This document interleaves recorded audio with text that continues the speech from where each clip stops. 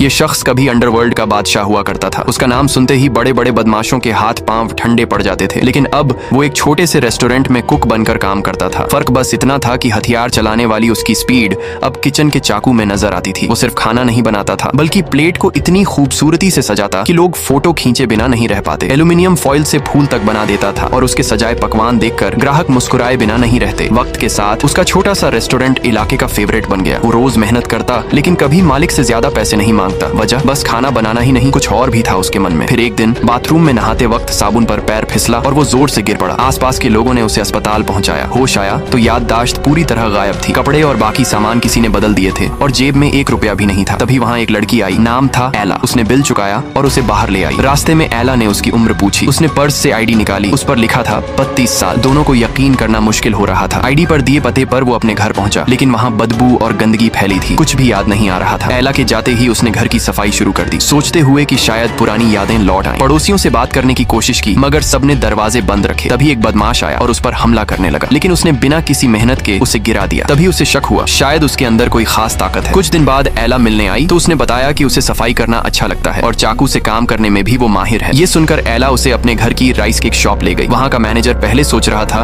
कि ये आदमी किसी काम का नहीं होगा, लेकिन जैसे ही उसने चाकू उठाया, सबकी आंखें खुली की खुली रह गईं। एक दिन टीवी पर फाइट सीन चल रहा था और स्क्रीन पर उसी का चेहरा दिखा। एला की माँ ने देखा तो हैरान रह गईं। आसपास की लड़कियां भी उसकी फोटो देखकर इंप्रेस हो गईं, लेकिन वो मुस्कुराकर बोला, वो मैं नहीं हूँ, मुझे तो फाइट देखने से भी डर लगता है। दोस्तों, अगर आप पार्ट 2 भी देखना चाहते हो तो कमेंट में जरूर बताना।